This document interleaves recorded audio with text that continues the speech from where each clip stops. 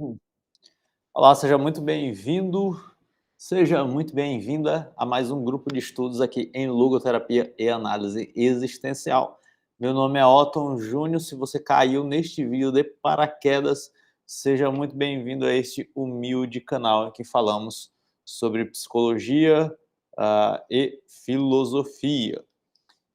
E este daqui, né, é o nosso grupo de estudos em logoterapia e análise existencial, né, a abordagem aí desenvolvida pelo Viktor Emil Frankl, queridíssimo Emil Frankl. E nós estamos trabalhando, então, o nosso livro Psicoterapia e Sentido da Vida, que é este livrinho aqui maroto. Essa minha edição aqui é antiga, a edição que está na capa do vídeo é a edição mais nova e talvez você conheça pela edição mais nova, mais recente. Não comprei edição nova, por quê? Porque é a mesma coisa, só um facelift, e a minha ainda, por mais que já esteja um pouco desgastada, né? Mas ainda dá para manipular direitinho, né? Quando ela ficar mais velhinha que não der para manipular, aí eu compro outra que é para poder manipular uma nova e guardar essa daqui que é mais antiguinha. Essa medição aí acho que é de 2003, eu acho, sei lá. Se tu ainda não é inscrito no canal, se inscreva no canal. Se esse vídeo fizer sentido para você, dê o like aí, dê o gostinho, se esse vídeo te ajudar de alguma maneira, de alguma forma, né? Então, já deu o like aí, já deu o gostinho, porque isso ajuda na divulgação aqui do nosso canal, do nosso trabalho, tá bom? Se você quiser supervisão em logoterapia, manda mensagem aqui embaixo no link para o Instituto de Psicologia, que nós vamos agendar o melhor horário para você fazer a supervisão em logoterapia e análise existencial. Ou, se você quiser aprofundar os teus estudos em logoterapia, manda mensagem aqui também, que nós temos um itinerário de estudos em logoterapia e análise existencial, tá bom? É isso. Tô olhando aqui, né, e tô olhando a minha receita, né? Você que está acompanhando aí a minha saga dos últimos dias, minha jornada pessoal, que não tem nada a ver com o grupo de estudos, mas vou fazer o update. Hoje consegui finalmente me consultar com a doutora, né, e ela prescreveu aqui o meu tratamento e vamos arrochar no tratamento e depois lá voltar com ela. Show de bola. Então, sem mais delongas, sem mais fofocas, né? Fofocas da vida pessoal. Vamos começar aqui o nosso estudo de hoje. E nós estamos, então, encerrando já, vamos encerrar aí o nosso grupo de estudos. E nós estamos nos 2 últimos tópicos, tá bom? Fora o epílogo e as observações e tudo mais, o epílogo eu não vou trabalhar, certo? Você pode ler em casa o epílogo. Então, nós estamos no penúltimo encontro, né? Esse daqui é o penúltimo encontro. E o próximo, portanto, será o último encontro. Olha só. Ai, eu já tô com saudade. De verdade, já tô com saudade. Mas lembrando que já vamos dar continuidade ao nosso grupo de estudos, tá bom? Nós vamos dar continuidade aqui. É um projeto que eu tenho, né, de trabalhar aqui a logoterapia e divulgar aqui as obras do Frankl, fazer esse tipo de leitura, né, e de estudo. Então, nós vamos continuar tocando aqui o grupo de estudos com outro livro, né, que não vai ser o do Viktor Frankl, tá bom? Então, o próximo livro não será dele, mas será um livro muito importante para compor o teu entendimento sobre logoterapia, que é a ética do sentido da vida. E eu vou mostrar este livro no último encontro, então, aqui do Psicoterapia e Sentido da Vida. Talvez eu vou fazer um vídeo de encerramento, tá bom? Então, a gente vai ler o último tópico, que vai ser o próximo vídeo, o próximo encontro, e depois eu faço um vídeo de encerramento do Psicoterapia e Sentido da Vida.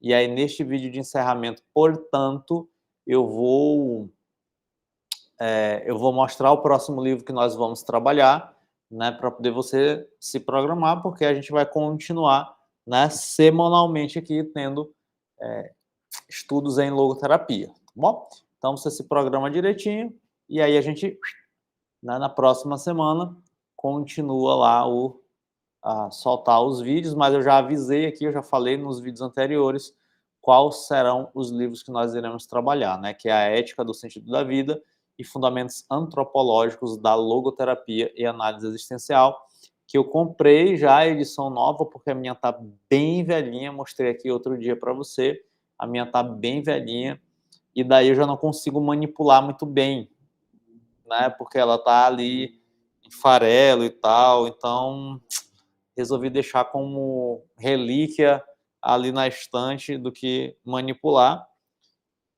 And, né, é esse livrinho aqui, a nova edição, já comprei. É esse livrinho aqui, ó, que é o Sofrimento Humano, tá bom?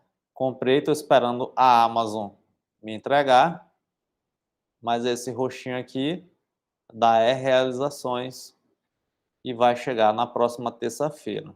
Hoje é sexta, vai chegar na próxima, então eu vou gravar o vídeo de encerramento, possivelmente aí na próxima semana.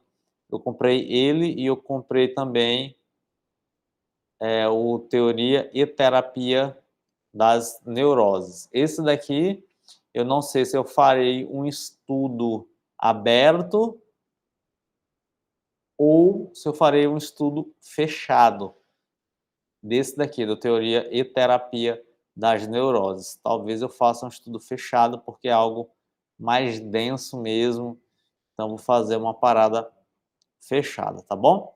Mas o outro, de boa, Sofrimento Humano, que também ajuda no teu entendimento acerca da logoterapia, porque traz a base antropológica da logoterapia, então é muito importante. Assim como o Ética do Sentido da Vida também traz bases filosóficas que são importantíssimas para a atuação. Então, sem mais delongas, vamos aqui compartilhar nossa tela.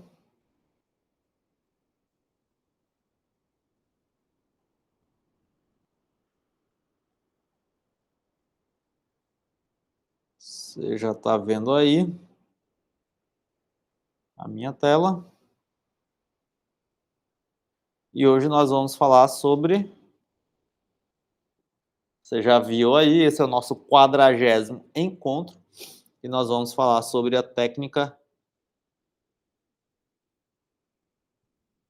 analítico existencial do denominador comum. Deixa eu ver só aqui. E muita gente está me perguntando, Otton, por que tu não faz um resumo, né, do capítulo e coloca aqui para gente, né? Por que não? Tá bom? Por que não? Por quê?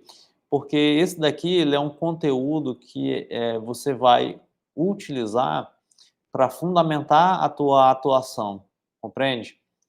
Né? Então, é um conteúdo que serve para fundamentar a tua atuação profissional. Então, é um estudo teórico de uma determinada, de uma determinada abordagem, né? Que é a logoterapia. Então, não é um vídeo resumo para chamar para um curso, ainda que eu fale que eu dê supervisão e faço aula particular na logoterapia, mas a ideia mesmo é a gente ler o livro, né, se ater ao texto, né, que é o grupo de estudos de verdade. Então, isso aqui não é uma aula, né, estilo faculdade, pós-graduação ou formação, que é apresentado ali as ideias principais, e aí faz-se ali, então, um resumo e tem um momento ali de dúvidas e tudo mais. Não, a proposta não é essa. A proposta é a gente ler de verdade o texto, né, ver o que está sendo lido, né, e ter esse contato, né? Não sei se você já chegou a ler algum livro do Frank e tal, mas ter esse contato pelo menos inicial, né, ou de primeira leitura mesmo do texto. Então a proposta é essa, tá? Por isso que eu não faço o resumo e tal, não sei se em outro grupo de estudos eu vou fazer isso, mas provavelmente não, porque eu gosto de ler, assim, na verdade eu acho ralado fazer o resumo, tem um monte de vídeo de resumo aí, então tá. Então let's bora, deixa eu tomar meu café, aquele cafezinho maroto, e vamos lá.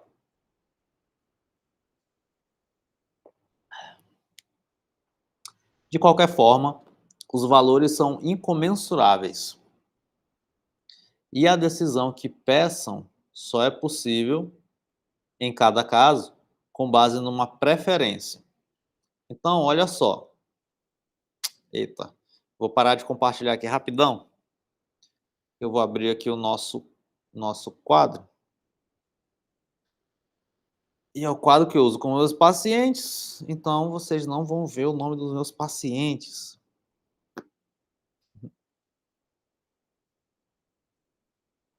Pronto. Deixa eu compartilhar de novo. Ai, o colarinho tá me apertando hoje.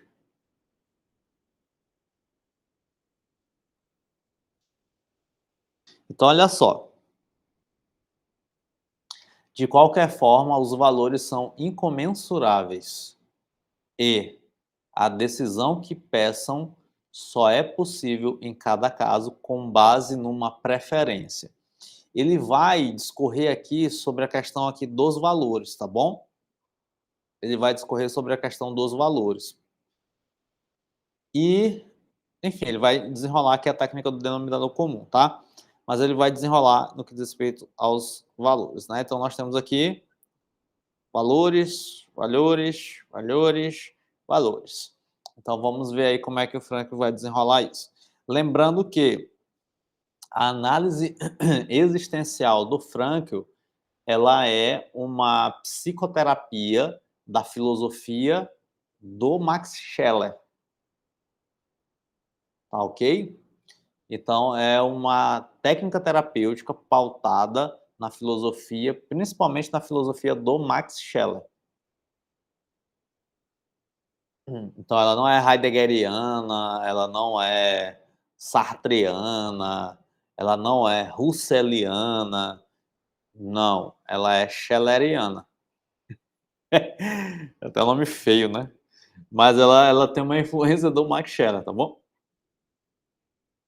Daí que, em certas circunstâncias, seja também necessário ajudar nisto o homem.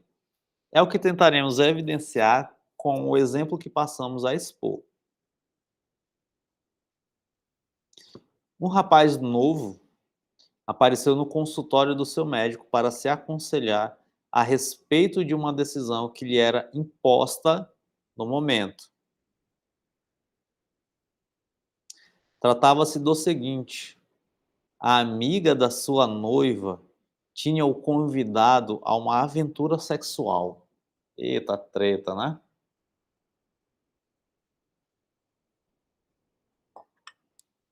Como já dizia, aí é uma treta, né?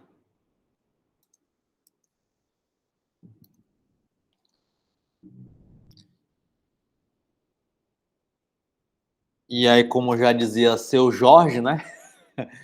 Ela é amiga da minha mulher. Pois é, pois é. Mas vive dando em cima de mim. Enfim, enfim. Ainda por cima é uma tremenda gata. Pra piorar a minha situação. Se fosse mulher feia, tava tudo certo. Mulher bonita mexe com o meu coração. Seu Jorge é top demais, né? Se fosse mulher feia, tava tudo certo. Mulher bonita mexe com o meu coração. Não pego, eu pego. Não pego, eu pego. Não pego, não. Resenha, né? Resenha do seu Jorge aqui. Mas tipo isso, né? Tratava-se do seguinte: a amiga da sua noiva tinha o convidado a uma aventura sexual. Essa aventura sexual aqui também me lembrou de quê? Me lembrou do meme do do Obama. Vocês já viram? O Obama é daqui de São Luís. Depois bota lá no TikTok, né? O TikTok é mais fácil de pesquisar. Depois bota lá no TikTok. Meme Obama turismo sexual. Depois abre lá para vocês verem. E o Obama é daqui de São Luís. Inclusive, quando eu estava num outro consultório, num outro prédio comercial daqui de São Luís, ele vigiava os carros lá. Aqui em São Luís a gente chama de Shopping da Ilha, né? Então lá no Shopping da Ilha, lá no Beckmão, no bairro do Beckmão, o Obama ele ficava vigiando os carros lá. Cara, quando eu olhei esse meme na internet, aí ó, o miserável aqui, ó, miserável do Obama, ó. Cara, muito bom, velho, muito bom. Todo mundo que é advogado, né, tenho certeza que já viu esse meme do Obama. Tá, aventura sexual, turismo sexual, lembrei lá do Obama. Enfim, voltemos, né? Hoje eu tô cheio de anedota, né? O rapaz, em vista disso, perguntava como decidir o que devia fazer: enganar a noiva, a quem muito amava e prezava, ou pôr de lado a aventura, conservando a fidelidade a quem tanto se achava ligado pelos sentimentos. Evidentemente, o médico recusou-se, por princípio, a intrometer-se na decisão. Então é isso. Então imagina alguém chegar no teu consultório e falar assim: cara, eu tô com uma dúvida aqui desgraçada. Qual é a dúvida, meu filho? Rapaz, a amiga da minha mulher tá dando em cima de mim. Pois é, pois é. E aí, o que que eu faço? Me diz aí. Eu vou lá e pego essa mulher ou não? Ou eu me mantenho fiel? Então, como é que o conselheiro, como é que o terapeuta lida com isso? Contudo, e uma vez feita esta reserva, foi mais além, e com razão, tentando fazer ver o paciente o que ele realmente queria, o que, em última análise, se propunha alcançar, fosse qual fosse a decisão. Pois bem, neste sentido, fez-lhe ver então que, por um lado, certamente tinha a oportunidade, que não se repetiria, de experimentar uma só vez um gozo passageiro, mas que, por outro lado,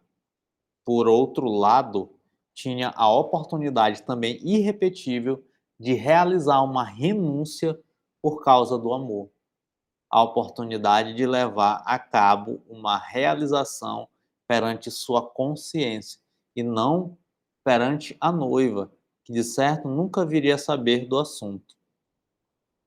E afinal, o rapaz do caso andava a namorar a chance do gozo sexual simplesmente porque, como ele dizia, não queria deixar escapar nenhuma ocasião.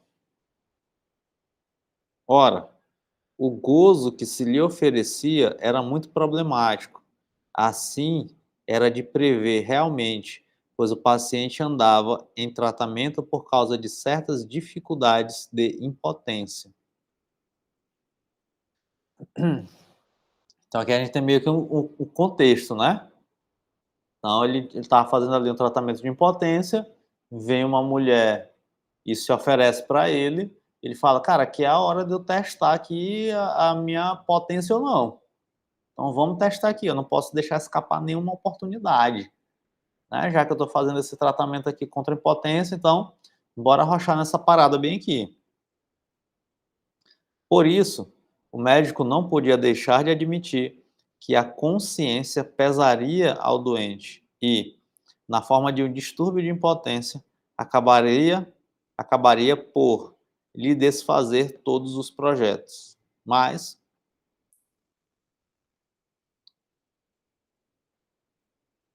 Tá.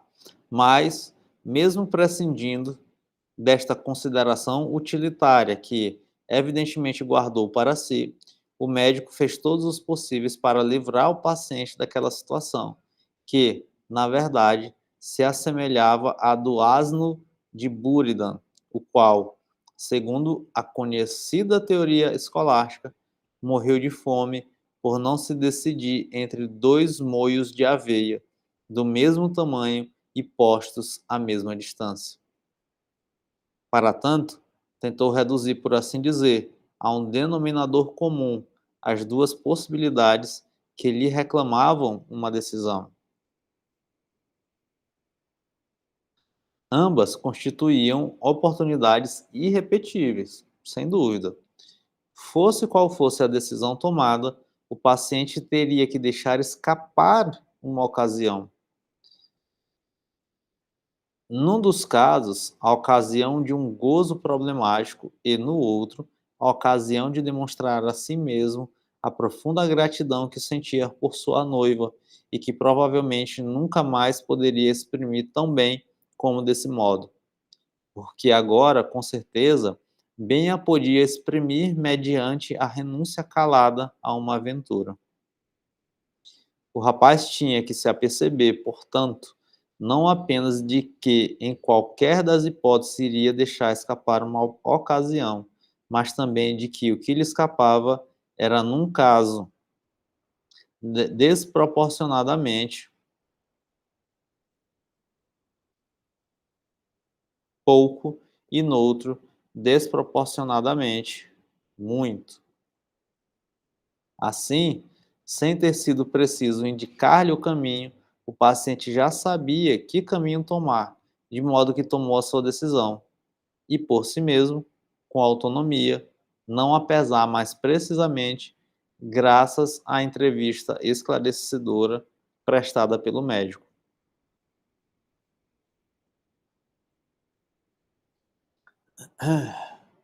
Qual foi a decisão que você acha que ele tomou?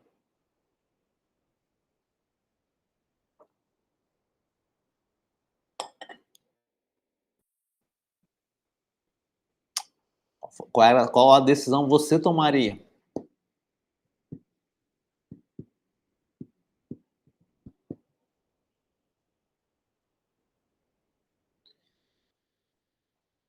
Esta visualização do denominador comum desempenha também o seu papel quando se trata de preferir um de vários bens e não apenas quando está em causa a preferência de valores. Então, esse tipo de situação é mais comum ainda, tá bom? É mais comum ainda para os homens, né? É um dilema, vou falar direito, é um dilema mais comum para os homens, tá bom?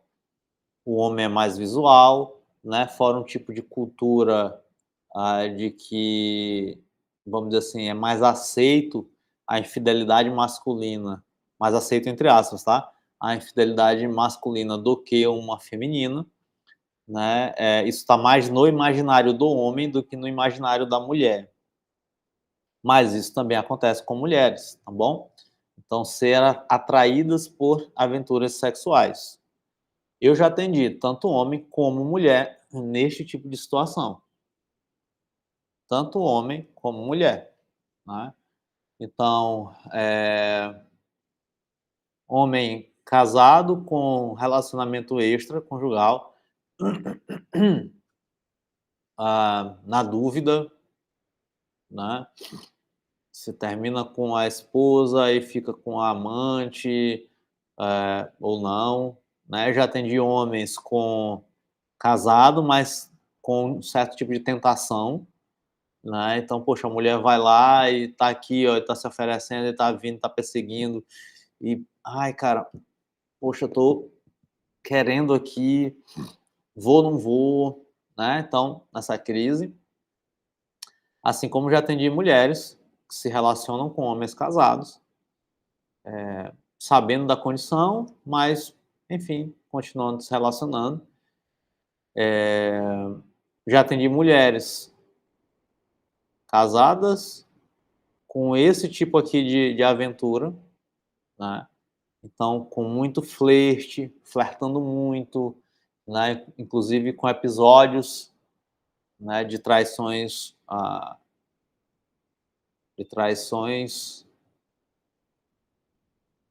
com episódios de traições, né? Então, ninguém é inocente. Ah, essa é mais homem, ah, essa é mais mulher. Ninguém é inocente, né? Então, todo mundo é assim, certo? Beleza. Então vamos lá. Esta visualização do denominador comum desempenha também o seu papel quando se trata de preferir um de vários bens e não apenas quando está em causa a preferência de valores. Né? Então ele está aqui, ó. A gente tem determinados valores, né? Mas não só determinados valores. Aqui, na verdade, ó, aqui é uma teoria da vontade, tá? Isso bem aqui é uma teoria da vontade.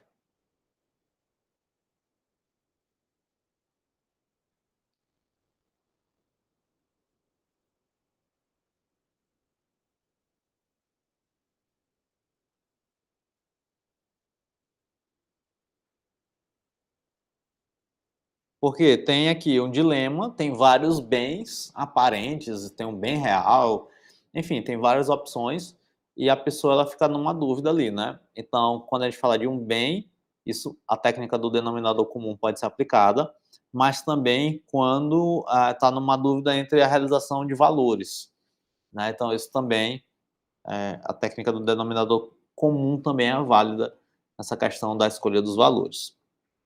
Nestes termos, se punha, por exemplo, o caso de um homem relativamente novo que, em consequência de uma embolia cerebral, estava paralítico de um lado. O doente descrevia ao médico o enorme desespero que sentia ao ver o corpo naquele estado, sem esperança de uma melhoria que se visse. Com efeito, o que o médico fez para ajudá-lo foi levá-lo a considerar uma espécie de balanço. Em confronto com o infortúnio da doença, havia ainda bens suficientes para darem um sentido à sua vida, e esses bens eram um casamento feliz e um filho são.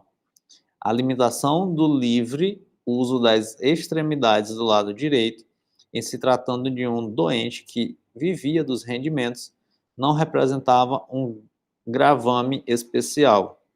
Assim, não podia deixar de admitir que uma paralisia como a dele arruinaria só, quando muito, a carreira de um pugilista profissional. Nunca, porém, necessariamente prejudicaria todo o sentido da vida num caso como o seu. Mas como é que este doente foi tão longe, chegando a esse sossego estoico e a essa sábia alegria? Por um caminho muito simples. O médico indicara-lhe que fizesse exercícios de leitura, dados os distúrbios de dicção que sofrerá em consequência do ataque cerebral. Sofrera, né? Ora, o livro que lhe caíra nas mãos para efetivar os referidos exercícios era o Da Vida Feliz, de Sêneca. Entretanto, e independente de tudo o que acabamos de dizer, não nos podem passar despercebidos alguns casos ou situações em que a psicoterapia deve ir mais longe.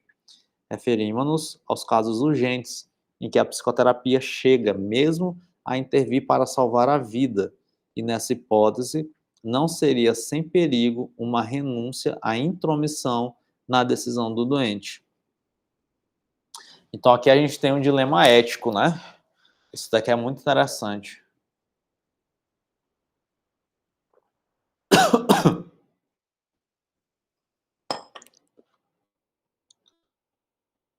Hum.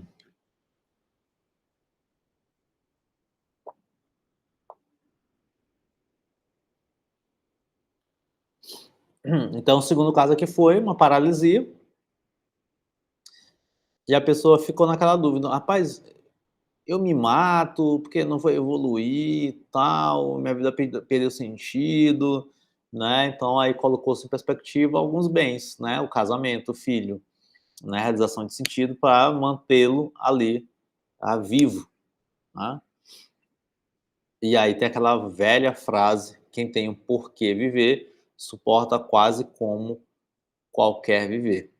Né, que o Frankl parafraseia o Nietzsche, né?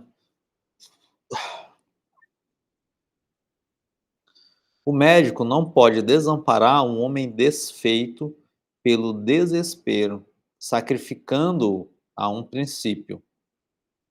Não pode deixar cair. É como o guia que conduz um alpinista. Em geral, a corda que o ata ao alpinista conduzido vai meio bamba, para não poupar a este o esforço pessoal da escalada. Mas, se fica em perigo de se desempenhar, o guia não hesita em, já não digo já segurá-lo com a corda, mas sim em prestar-lhe socorro, isto é, esticar a corda e puxá-lo para si. Quer dizer, no campo da logoterapia e da direção de almas médica, há como que uma indicação vital assim, por exemplo, nos casos de suicídio iminente. Então, ele está dizendo justamente isso, né? Hoje nós temos protocolos para intervenções em suicídio, né? Então nós temos muita coisa em relação a isso, porque é consenso na psicologia, há um entendimento consensual de que o suicídio ele é um sintoma de um transtorno emocional instável ou não tratado, né? Então, vamos dizer assim, ninguém em faculdades normais estáveis, decide pelo suicídio. Salvo, de repente, em casos de doença terminal, tá bom? Que aí a gente teria que avaliar ali um determinado contexto. Mas mesmo assim, ainda é possível salvaguardar a vida, mesmo em casos de doenças terminais. Sem dúvida nenhuma. Absolutamente. Outro dia eu citei aqui o físico, Steve Jobs, só tá vindo Steve Jobs na minha cabeça. Stephen Hawking, né? Então, o físico, doença terminal, destino biológico extremamente exigente, e ele realizando ali talvez o valor mais elevado, né? Que é o valor de atitude, né? Então, ele tomando uma atitude diante de um destino de sofrimento, diante de um destino trágico, né? Então, que é o valor ali mais elevado, segundo o Viktor Frankl.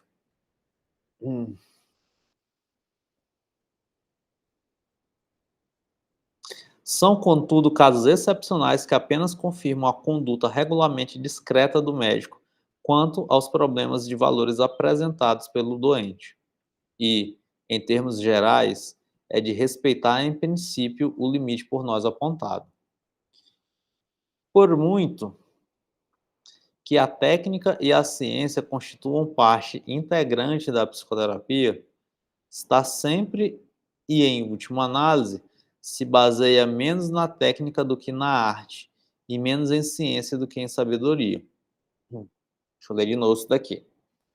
Por muito que a técnica e a ciência constituam parte integrante da psicoterapia,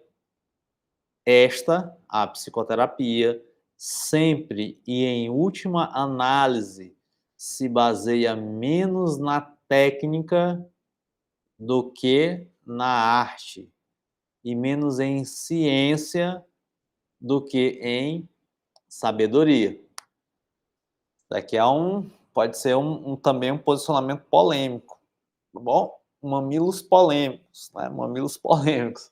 Pode ser um posicionamento polêmico também. Ora,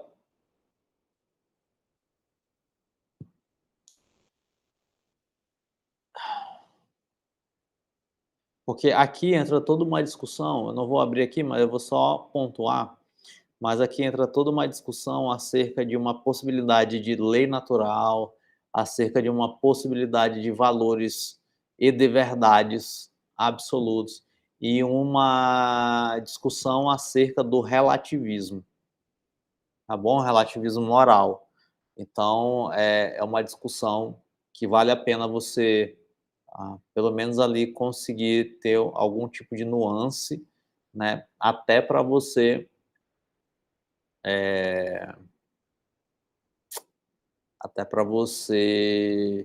estar mais respaldado filosoficamente, né? Eticamente, para conduzir tipos de casos nesse sentido, né?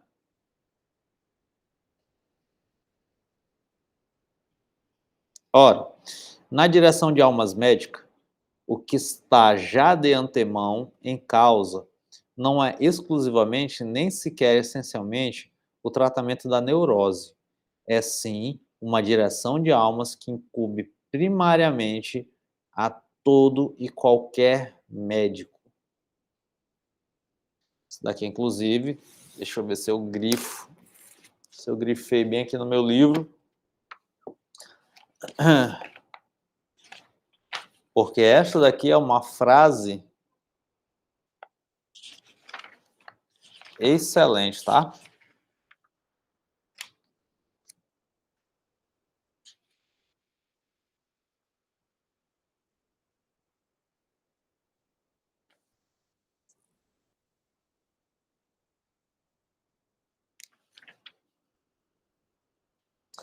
Excelente, velho. Essa aqui é uma frase muito boa.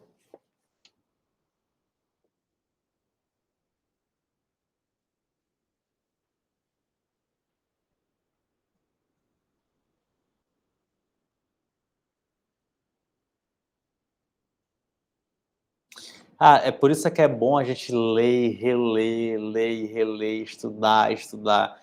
Cara, cada vez que eu estudo, ó, são coisas que antes, de repente, isso daqui não me chamou a atenção. Mas agora, me chama a atenção, percebe?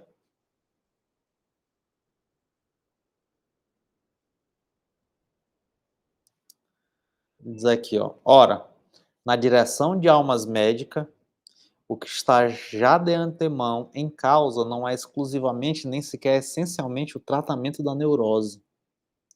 É isso daqui, ó. É que, por exemplo,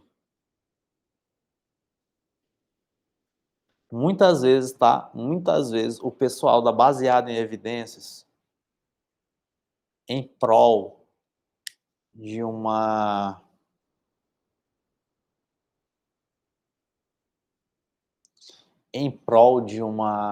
cientificidade absurda, né, e de um tratamento científico, não que seja ruim, não que seja errado disso, mas eles esvaziam a técnica e aí complementa bem aqui, ó. Por muito que a técnica e a ciência constituam parte integrante da psicoterapia, a psicoterapia, percebe que o Frank ele coloca aqui como se a psicoterapia fosse um sacerdócio de verdade.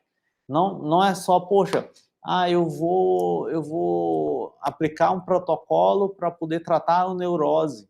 Lembra sempre, neurose, transtorno, tá?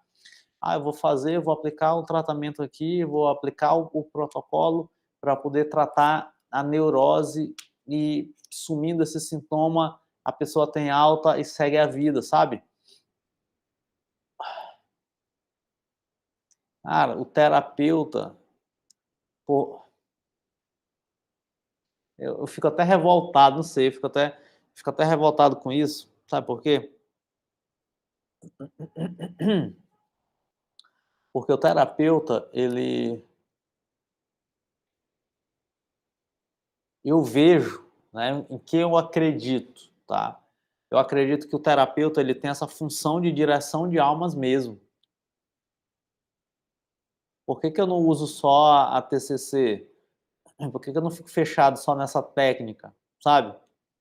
Por que que eu não fico tão fechado só no protocolo? Porque a minha perspectiva de terapia é uma perspectiva, de direção de alma mesmo, de verdade, do fundo do meu coração. Por que que eu vou estudar filosofia? É porque eu gosto, é porque eu quero ser o sabichão, é porque eu quero ser intelectual. Nada disso, meu preto. Tem nada a ver com isso. É porque isso me dá repertório, isso me dá recurso para conseguir ter uma capacidade de, quando eu tiver uma possibilidade de abertura, dirigir nesse sentido uma alma, a uma pessoa. Não é que eu vou escolher essa pessoa, mas se eu ajudá-la minimamente numa formação moral, numa formação ética, que ela consiga avançar, evoluir, se desenvolver, alcançar a maturidade na vida dela, maravilha, Minha missão de verdade, eu não me olho como um terapeuta, como um psicólogo, para tratar transtorno mental. Cara, eu não, de verdade, tem gente que beleza, tem gente que não se incomoda com isso, tem gente que nunca nem pensou sobre isso.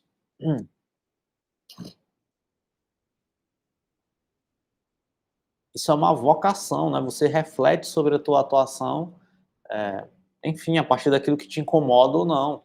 Eu não, assim, não tem problema. Ah, tem psicólogo que vai tratar só a neurose. Show de bola, maravilha. Mas a gente tem uma possibilidade, a gente tem uma abertura, uma conexão verdadeira, pessoal, com tu que está ali diante da gente, que nenhum outro profissional tem a possibilidade de ter.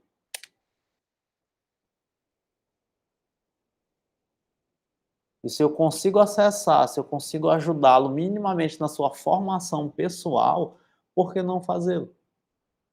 Por que não reduzir a minha atuação a protocolos? Entende?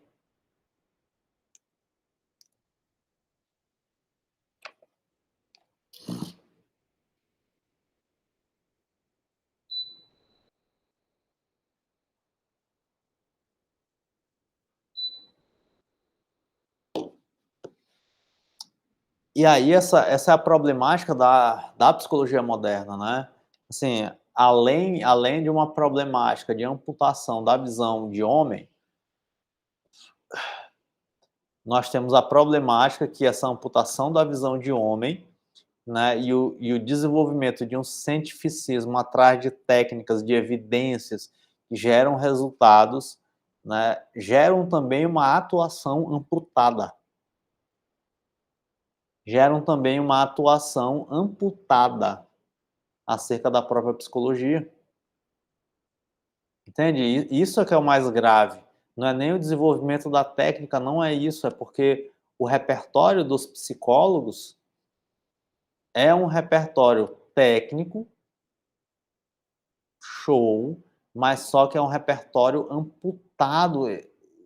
Muitas vezes o psicólogo não tem nem esse tipo aqui de problemática, nem abre para, não está nem no horizonte de possibilidade dele, esse tipo de problemática aqui.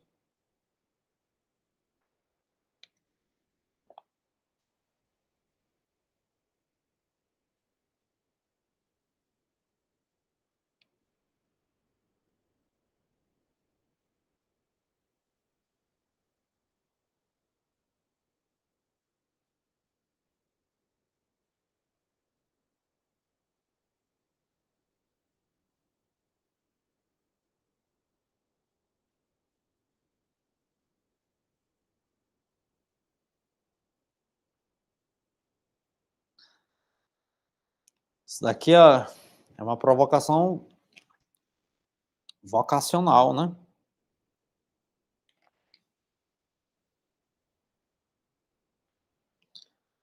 Mas é isso. Cada vez mais teremos mais psicólogos que se preocupam só com protocolo. Por quê? Porque é isso que a ciência moderna alcança.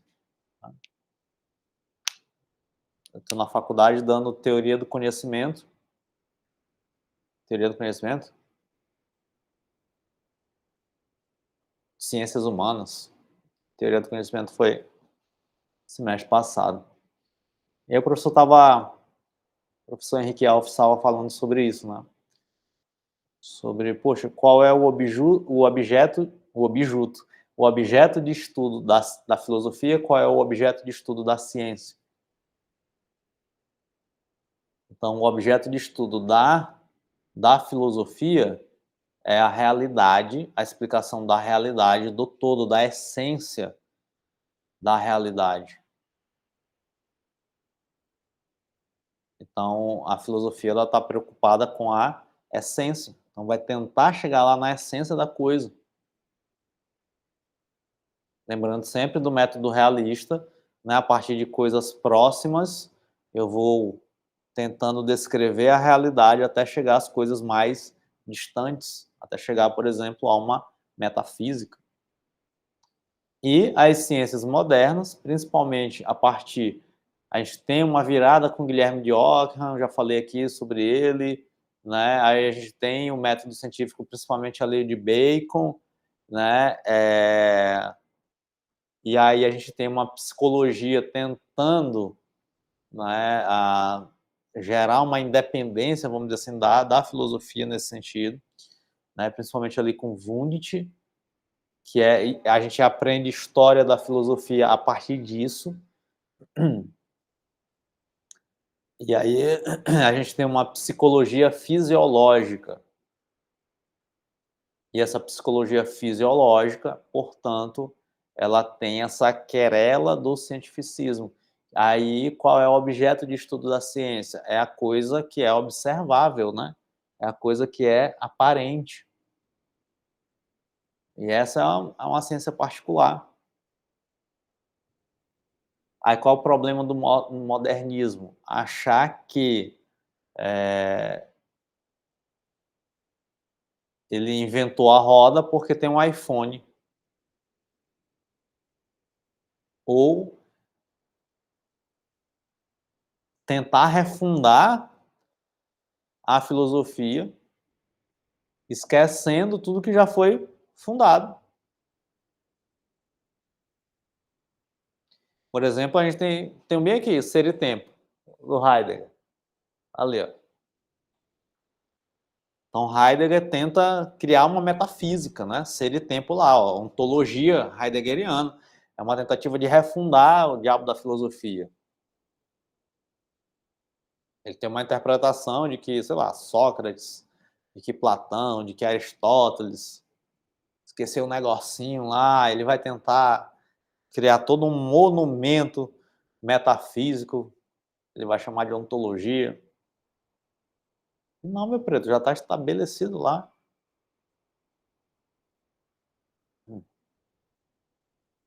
Enfim, né? E essa é a problemática, entende? Essa é a problemática, e muita gente não percebe, né, em função dessa psicologia científica,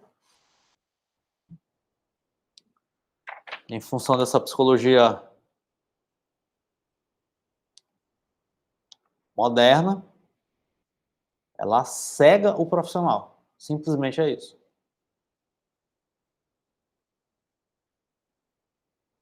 Ela reduz.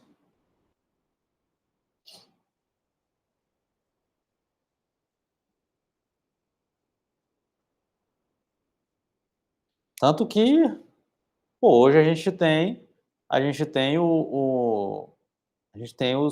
os nichos, né, dentro da psicologia. Então eu trato só a ansiedade. Eu trato só transtorno sexual. Eu trato só depressão. Eu trato só transtorno do neurodesenvolvimento. Entende? Então, o psicólogo ele foi repartindo a alma humana quando ele é o único profissional que tem a possibilidade de ter uma direção de alma, percebe? Eu, de verdade, eu já enchi o saco dessa psicologia assim, né?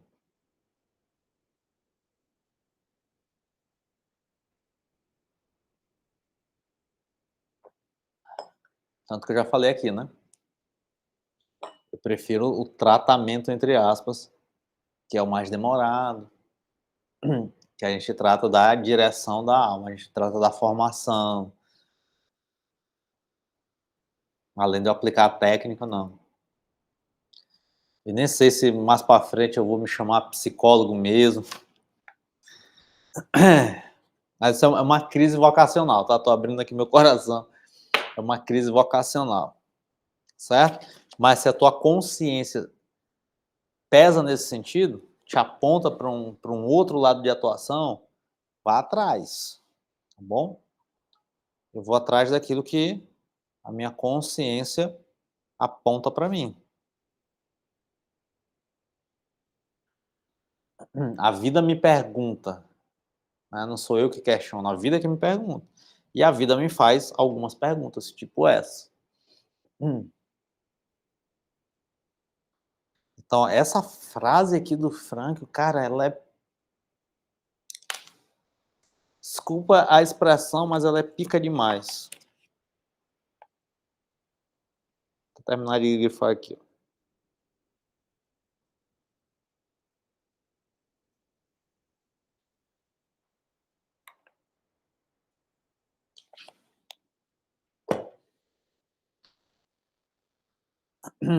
Ora, na direção de almas médicas, o que está de antemão em causa não é exclusivamente, nem sequer essencialmente, o tratamento da neurose. É sim uma direção de almas que incumbe primariamente a todo e qualquer médico.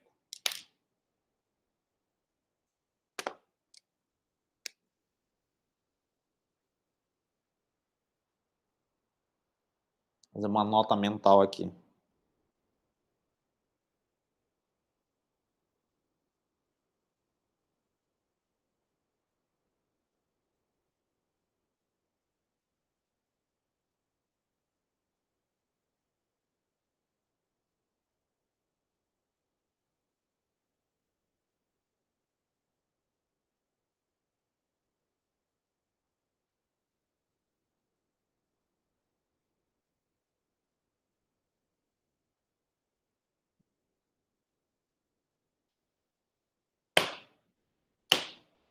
Juriado, estou injuriado.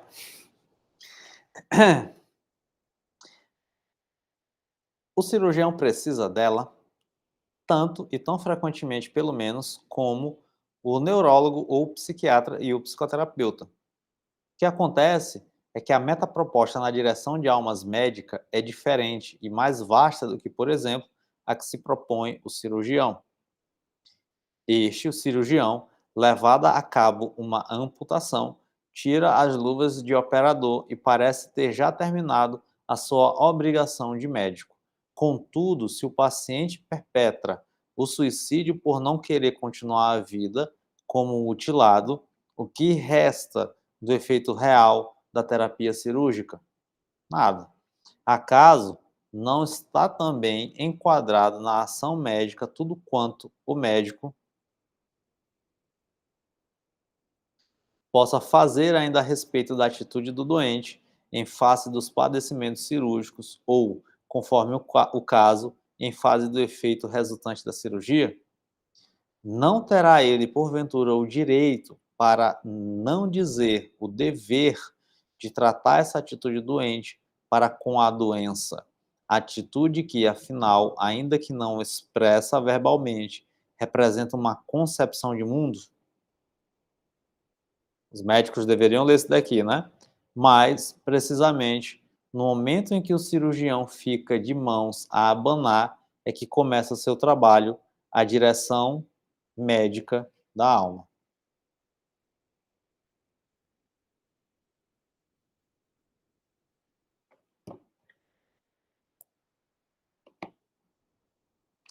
Nesse momento, digo, em que acabou o seu trabalho cirúrgico, ou então, no momento em que verifica não poder fazer nenhum trabalho cirúrgico, como sucede, por exemplo, nos casos inoperáveis.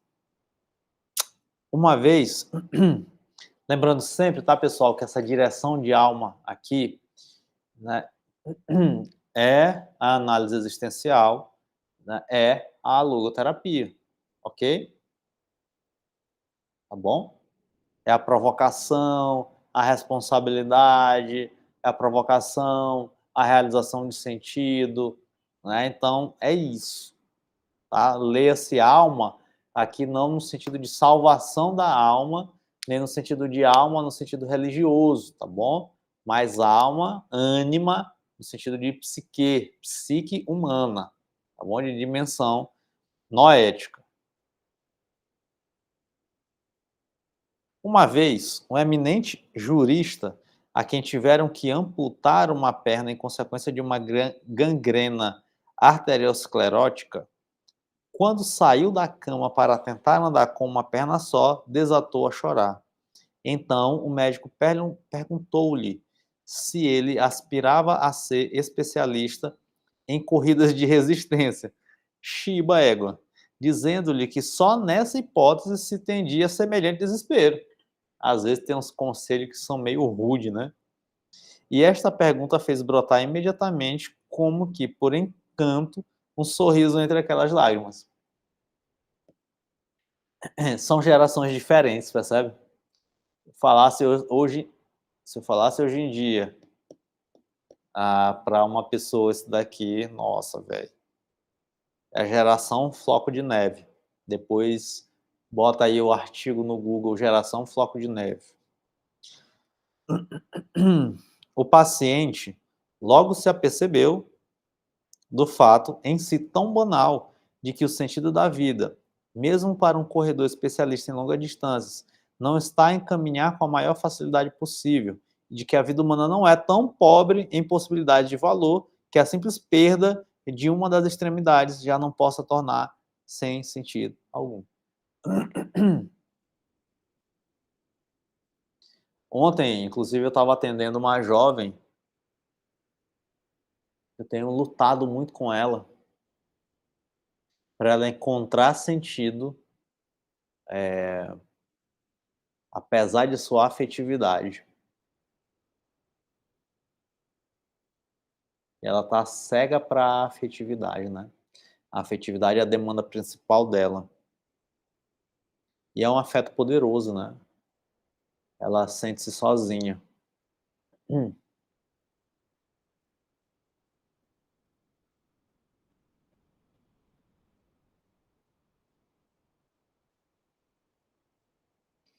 Só que é aquilo, né?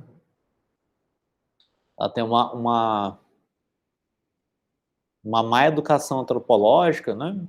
Que é normal, né? De achar que a vida, que o centro da vida é o afeto, né? E o centro da vida não é o afeto, cara, de longe. Imagina se o centro da minha vida fosse meu afeto. Eu estaria de verdade ferrado. Por quê? Porque a minha afetividade é quase nula por conta do meu temperamento. Entende? Eu sou quase indiferente.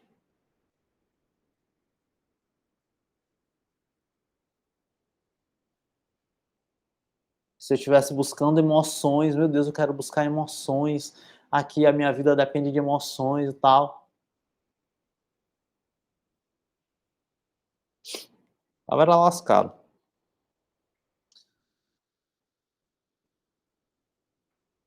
Há ainda um caso semelhante que queríamos mencionar. Uma paciente vitimada por uma tuberculose óssea tinha que sofrer a amputação de uma perna. Na véspera do dia marcado para o efeito, escreveu a uma amiga uma carta em que aludia vagamente às ideias de suicídio. A carta, digamos assim, extraviou-se, felizmente a tempo, indo para as mãos de um médico daquela sessão cirúrgica onde estava a remetente. Assim, poucos minutos depois de ter apreendido a carta, o médico improvisou uma breve conversa com a doente. E o que fez foi também pôr-lhe claro que a existência humana seria paupérrima se realmente perdesse o sentido e se o conteúdo só por se ficar com uma perna a menos. Eu não sei se eu falei aqui no grupo de estudos, mas eu tive casos semelhantes assim, né? De um paciente uma vez que ele teve que amputar sua perna. Eu acho que eu falei aqui no grupo de estudos já. Ele amputou a perna, né, e conseguiu uma descoberta de sentido. Enquanto que um outro, né, deixou de andar e aquilo ali foi a ausência de sentido total de sua vida.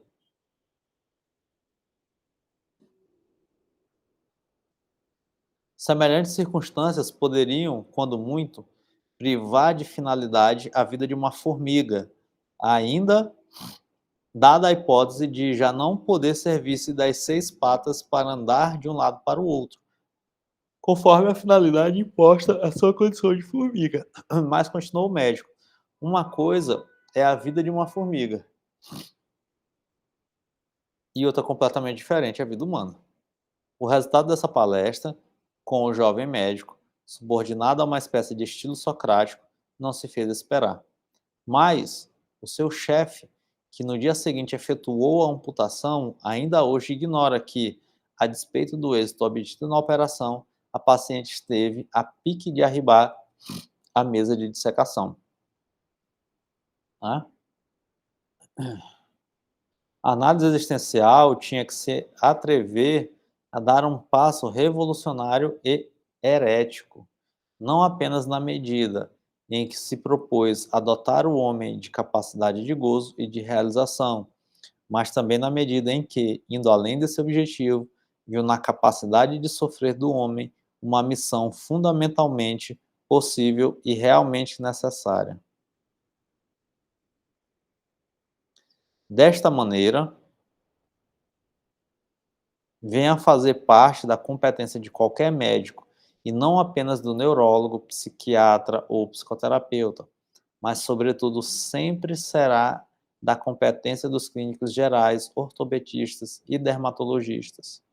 E isto, muito mais do que no caso das outras especialidades antes mencionadas. Com efeito, o clínico geral tem que se ocupar de doentes crônicos e de caquéticos incuráveis, o ortopedista de mutilados para a vida inteira e o dermatologista de indivíduos que ficaram para muito tempo desfigurados. Quer dizer, todos eles têm que lidar com homens que já não podem modelar o destino que os domina, antes têm que contentar-se com sofrê-lo. Né? Então a direção aqui é esta, né? Tá, bati aqui no tripé. Mas a direção, mano, é essa. Então, quando eu lido com um homem que não pode mais configurar o seu destino, mas antes, a única coisa que tem de fazê-lo é modelá-lo, é configurá-lo, então o médico, né, o profissional, ele deve estar atento, né? E aqui, né, aplica-se então a logoterapia, a realização de valores, principalmente no valor de atitude. A técnica em si, né, pronto, acabou aqui, né? A técnica do denominador comum, talvez eu explique em vídeos mais curtos e talvez já esteja até aqui no canal, tá? Mas consiste nisso, em chegar a um termo de um valor mais elevado, que era isso daqui que eu comecei a falar aqui.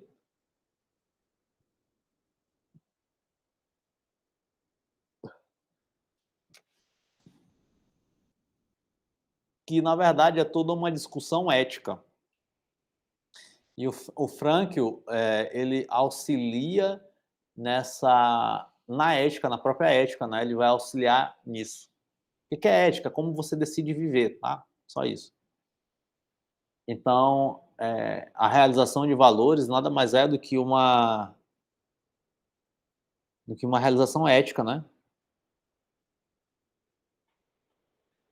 Então, se por um lado, diante de uma situação de sofrimento, tem uma possibilidade de cometer suicídio, tem uma possibilidade de manter-se vivo para ajudar a família, né, ou para realizar um trabalho, então aqui a gente tem escolhas, né? Às vezes tem conflitos ali de valores, mas sempre haverá uma hierarquia de valores.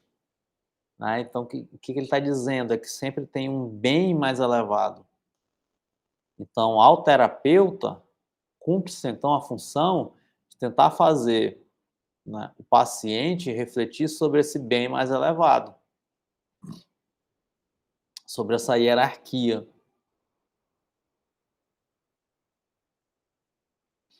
Aí aqui vem um combate a um relativismo.